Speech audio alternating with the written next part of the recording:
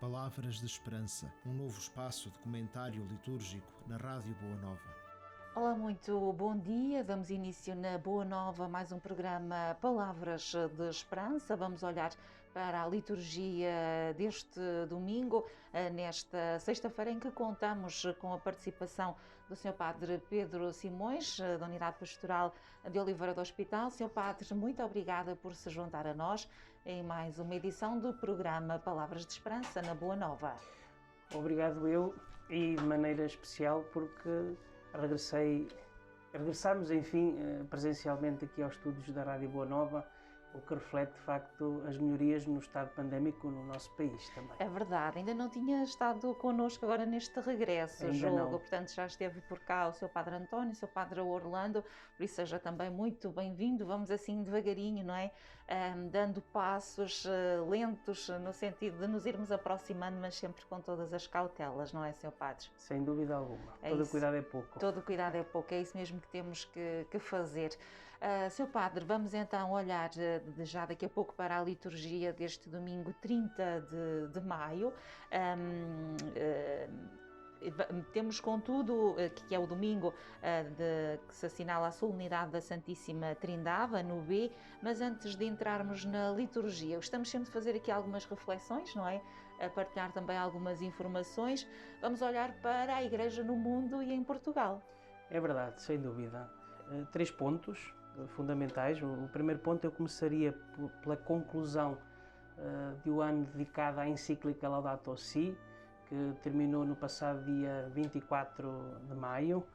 Portanto, foi um ano que passou muito despercebido devido a esta crise pandémica que assolou todo o mundo, mas iniciou em 24 de maio de 2020 e terminou neste último 24 de maio de 2021, uma iniciativa do próprio Papa Francisco para assinalar o 5º ano da publicação da encíclica ecológica Laudato Si, que em português quer dizer louvado sejas. Muito bem, portanto, e esta encíclica, o Laudato Si, portanto, esta publicação é o quê, propriamente dito? Digamos assim, é a primeira referência direta que um pontífice faz em relação às questões climáticas e às questões do meio ambiente, que ao fim e ao cabo acabam por não se desligar da vida da fé cristã e dos crentes, digamos assim. Muito Também bem. nós somos chamados a sustentabilizar o mundo da melhor forma possível, prejudicando o menos possível. O menos claro. possível. Portanto, é também a demonstração de que a Igreja está preocupada, não é,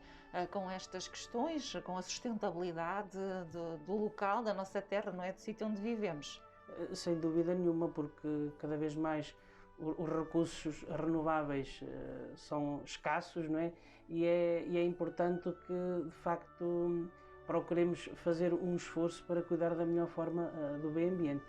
Não é? Aliás, temos tido estas consequências nas alterações repentinas do clima, não é? Umas vezes temos sol, outras vezes temos chuva, outras vezes temos sol, outras vezes temos... Parece que as 4 estações já não existem ou estão completamente alteradas. É verdade, é verdade. E todos somos responsáveis, não é, Sr. Padre? Cada um de nós, à sua maneira, uns mais do que outros, mas todos somos responsáveis pelos os efeitos menos positivos que tem havido no meio ambiente e na natureza. Portanto, todos temos que ser um bocadinho mais responsáveis, não é?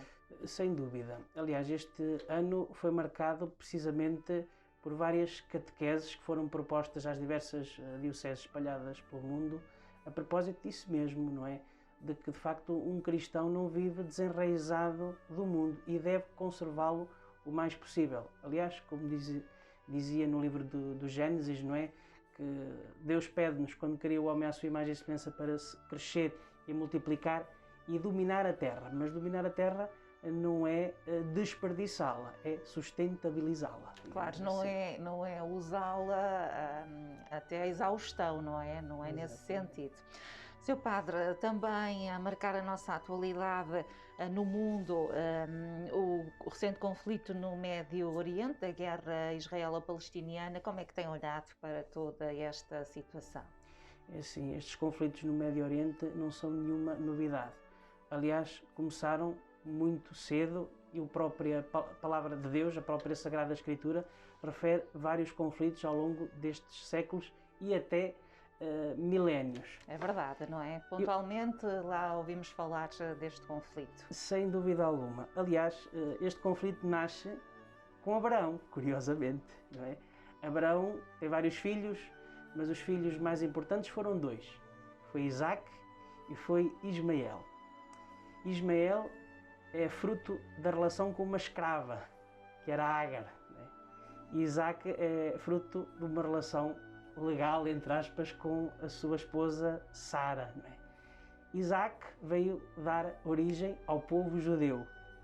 Ismael veio dar origem ao povo árabe. Portanto, este conflito entre Israel e Palestina é resultado de um conflito muito mais abrangente entre os árabes, muçulmanos, e os judeus. Não é só um conflito meramente religioso, mas também social e cultural, porque são povos bastante distintos uns dos outros. Contudo, é importante que Deus seja motivo de unidade e comunhão e não de divisão e de conflito, muito menos armado, claro. Portanto, a Igreja reprova este tipo de conflito e também, em particular, pelas perdas humanas, não é? Que se verificam. Sem dúvida. Todo este conflito resulta de um cruzamento de dois complexos, um de superioridade e outro de inferioridade. Os judeus sentem-se superiores porque são filhos legais de Abraão. Os árabes sentem-se inferiores porque são filhos de Abraão, mas fruto de uma relação com uma escrava. Isto tem implicações, de facto, na vivência da própria fé, quer judaica, quer árabe, digamos assim, muçulmana. E nós que estamos do lado de cá, como é que devemos olhar para este conflito? Todos nós temos que ter a perspectiva cristã, não é? Como procederia Jesus Cristo numa situação destas? Apelar à paz, apelar à união, apelar à comunhão, não é? Porque é muito mais aquilo que nos une do que aquilo que nos divide. Se olharmos para nós como sendo filhos muito amados e muito queridos de Deus, independentemente da raça, independentemente da língua, independentemente dos nossos costumes sociais e culturais, poderemos caminhar num sentido de haver mais paz e mais unidade entre todos. Muito bem. Todos somos filhos do mesmo Deus, independentemente das nossas origens, independentemente das nossas circunstâncias, sejam elas mais favoráveis ou menos favoráveis. Claro. Olhamos agora para a Igreja em Portugal. Sr. Padre Pedro, os bispos promovem um encontro de formação sobre a proteção de menores. Este é também um assunto muito sensível, não é? Sem dúvida alguma. Aliás, vai haver amanhã, sábado, em Fátima, estarão reunidos a maior parte dos bispos e também todos os elementos das chamadas Comissões Diocesanas de Proteções Menores. Virá presidir a este encontro um padre jesuíta chamado Hans Ollner. Ele é o responsável pelo Departamento de Comissão Pontifícia para a Tutela de Menores da Faculdade de Psicologia da Universidade Pontifícia Gregoriana em Roma. A Universidade Gregoriana em Roma é ligada à Companhia de Jesus e, dada a proximidade com o Papa Francisco, também é ele próprio jesuíta, confiou a este sacerdote essa responsabilidade de dinamizar os quatro cantos da terra possíveis prevenções para evitarmos estes abusos no futuro, não é? Digamos assim, haver mais responsabilidade, quer na formação aos candidatos ao sacerdócio, quer também na forma como vão sendo geridas estas situações, quer ao nível diocesano, quer ao nível paroquial. Portanto, para que haja, de facto, verdadeiro diálogo, verdadeira verdade, honestidade e transparência nas possíveis relações que devemos ter também com as autoridades civis, quando eles existem, claro. Claro que sim. Sr. Padre, entramos então agora na liturgia deste domingo, 30 de maio, então o dia em que se assinala a solenidade ou que se celebra a solenidade da Santíssima Trindade. A Santíssima Trindade sempre tão presente também nas nossas orações, não é? O Pai, Filho e o Espírito Santo. Antes de entrarmos propriamente na liturgia, em cada uma das leituras, quer falar-nos um pouco do que é a Santíssima Trindade? Eu tive uma cadeira na Faculdade de Teologia, no Porto, Portanto, que era Mistério de Deus. A cadeira que trata especificamente da Santíssima Trindade chama-se Mistério de Deus. E o nosso professor, que era o Cónigo Alfredo, começou logo a aula por dizer: olha, não esperem que eu vos vá explicar o que é a Santíssima Trindade, porque de facto, como diz o nome da cadeira, é Mistério de Deus. É o Mistério de Deus. Poderemos trilhar algumas possibilidades, mas entrar completamente no mistério só a Deus diz respeito e a seu Filho Jesus Cristo. Contudo, é importante termos em conta que o cristão não acredita em três deuses, acredita num só Deus, em três pessoas distintas, não é? O Pai, o Filho e o Espírito Santo. Na catequese antiga, na chamada doutrina, que era, as pessoas seguiam o chamado Catecismo de São Pio X, lá dizia que o Pai criava, o Filho salvava e redimia e o Espírito Santo santificava. Tudo isso é verdade, mas ambos os três fazem e exercem essas mesmas funções.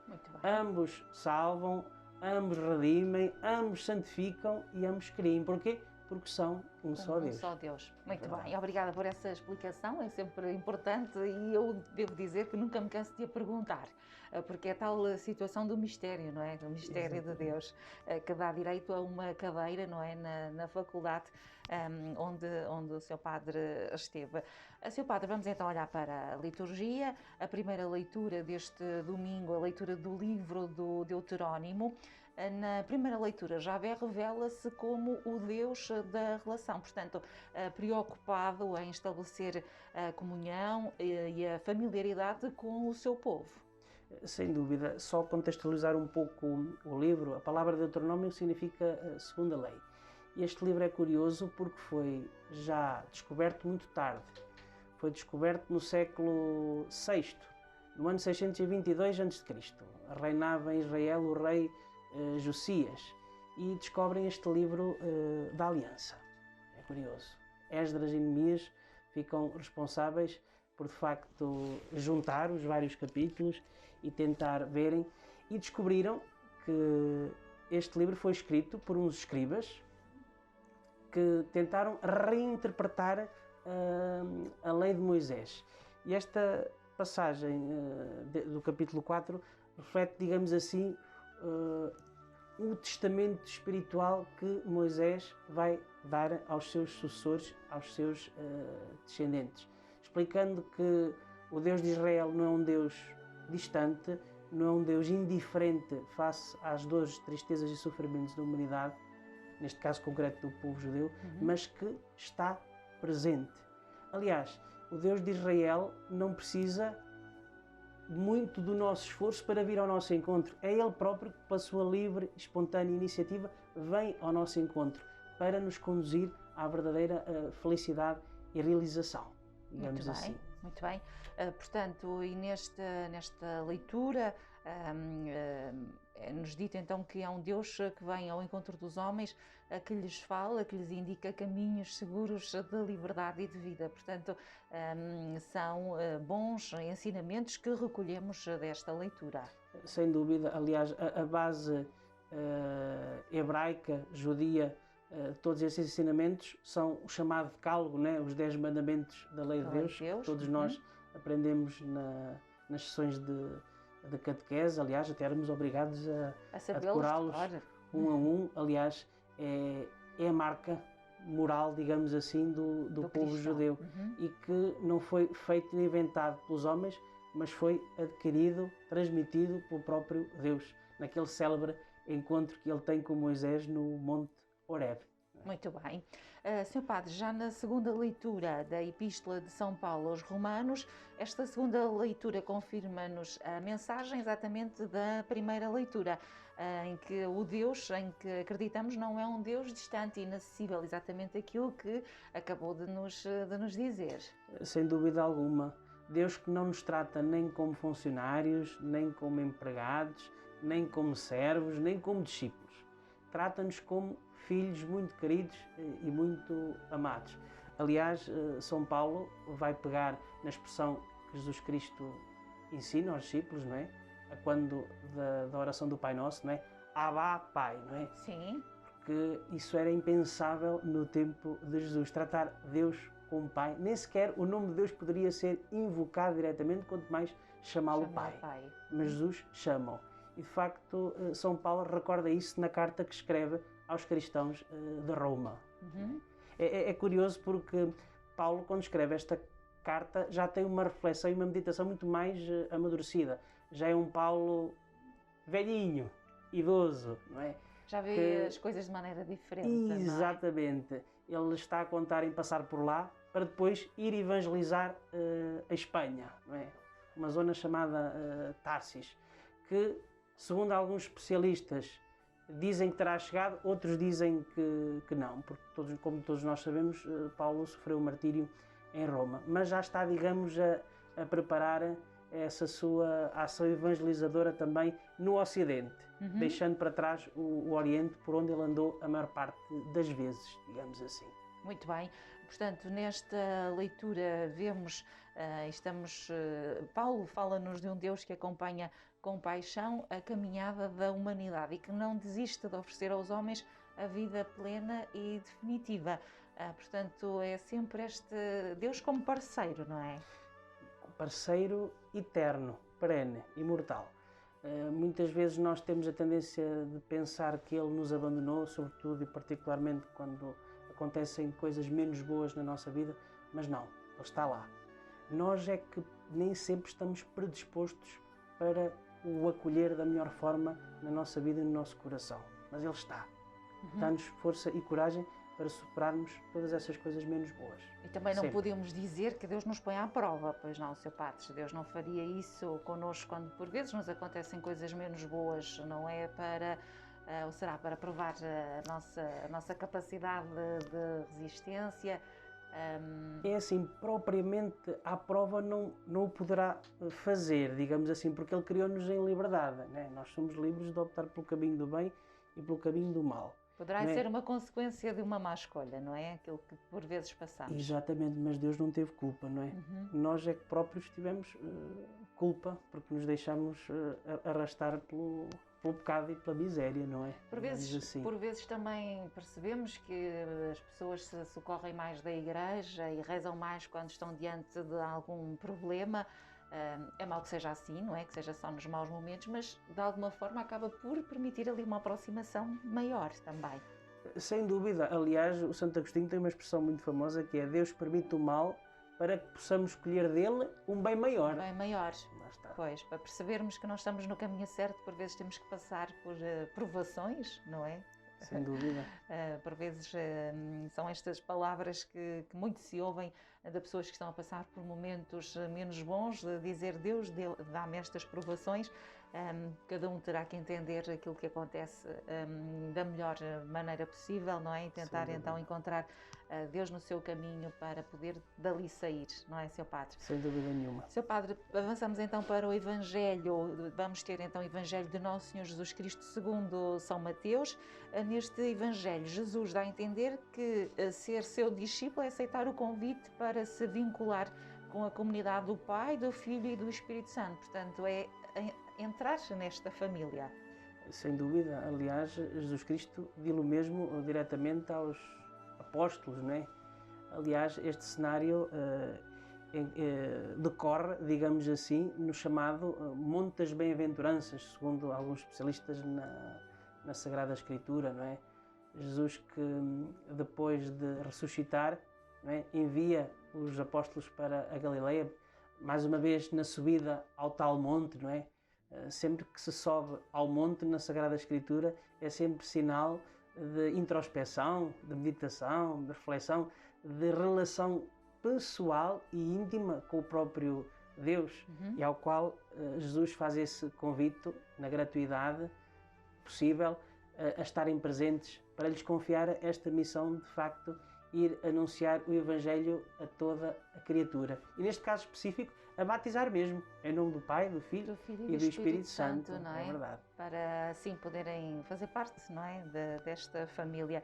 Portanto, os discípulos de Jesus recebem a missão de testemunhar a sua proposta de vida no meio do mundo e são enviados a apresentar a todos o convite de Deus para integrar a comunidade trinitária. Exatamente. Estar na igreja é estar na graça do Pai, do Filho e do Espírito Santo. E todos nós temos, enquanto batizados, essa missão, não é? De aproximar cada vez mais pessoas da igreja. Sem dúvida, porque a própria Santíssima Trindade é a relação, é a comunhão. Porquê? Porque o Pai está no Filho, o Filho está no Pai, né? Mas o Filho também está no Espírito Santo, o Espírito Santo também está no Filho. E o Espírito Santo está no Pai, como o Pai está no Espírito Santo. Entende? Também é a relação, a própria Trindade é a relação, é a comunhão, jamais divisão, jamais comunhão. Sim, até porque o próprio Pai, Filho e Espírito Santo é algo que surge sempre em união, não é? As pessoas usam muito quando fazem, em várias partes do seu dia, têm muito por hábito de fazer o sinal da cruz, e Pai, Filho e Espírito Santo, não é? Pronto, e nunca em separação, sempre em união, sempre em comunhão. Sem dúvida. Eu recentemente tive uma reunião numa capela aqui à volta das nossas paróquias, e marquei um encontro com uma pessoa, não vou dizer quem é, que não é crente, não é? Pronto, respeita, mas quando entrou na capela benzeu-se e disse em nome do Pai, do Filho e do Espírito Santo. E a pessoa disse-me que, apesar de não ser muito crente, a minha mãe sempre me ensinou que quando entramos numa capela ou numa igreja se deve benzer. Sim. E se deve invocar a Trindade. Ótimo. Sim. Não era crente. E não era crente. Assim. E já que falou nisso, de invocar a Trindade, por vezes faz-se até com algum exagero. Deve ser também algum cuidado porque faz parte dos mandamentos, não é? Não invocar o santo nome de Deus em vão. Portanto, também é importante que tenhamos alguma cautela ao fazê-lo. No sentido de não abusar ou de não banalizar. Sim, claro, mas eu não acredito que as pessoas o façam por banalizar. Pelo menos mesmo por uma questão de... Sim. Acho que não. Quando o fazem de coração. Sinceramente. Podem não estar muito convictos daquilo que estão a fazer, é certo. Nem muito esclarecidos, né? Mas fazem-no com devoção. Muitas vezes até ao acordar ou ao deitar o fazem no início do seu dia, no momento antes de... Aliás, a invocação da Trindade é fundamental, porque nós não começamos nem iniciamos nenhum sacramentos, nem nenhum sacramentais sem invocar, de facto, a Santíssima Trindade. Exatamente. Não é? Quer no início, quer depois na conclusão. Até nas nossas próprias orações pessoais, não é? Quando fazemos sempre, invocamos sempre a Santíssima Trindade no início e no final da nossa oração. Marca ali o início e o final. Ou seja, parece que saímos do mundo, entre aspas, pagão, para entrarmos no mundo é o sinal de espiritual, entrada, não é? no mundo cristão, neste caso, sinal. não é? Muito Mas bem. Assim. Portanto, estamos a falar do domingo em que se assinala a solenidade da Santíssima Trindade. Hoje no programa contamos então com a participação do seu padre Pedro Simões, da Unidade Pastoral de Oliveira do Hospital. Seu padre, já então olhamos para a liturgia. Temos também uma proposta musical, não é? Para quem nos acompanha, o que é que nos sugere para hoje? Desta vez trago uma música litúrgica. O tema é Pai, Filho e Espírito Santo, precisamente alusivo à Santíssima Trindade. O autor é o padre António Cartageno, que é um sacerdote da Diocese de Beja, e a interpretação é feita pelo grupo coral da paróquia de Jovim, é uma paróquia da Arquidiocese de Braga. Muito bem interpretado, com as 4 vozes mistas. Aliás, até sugeria eventualmente algum elemento dos coros das nossas paróquias, que pode ser uma boa possibilidade de escolha para o cântico inicial da Eucaristia nesse precisamente domingo. Muito bem. Seu Padre, vamos então ouvir. Já regressamos para falar, para nos despedirmos e encerrarmos o nosso programa. Vamos então ouvir a sua sugestão.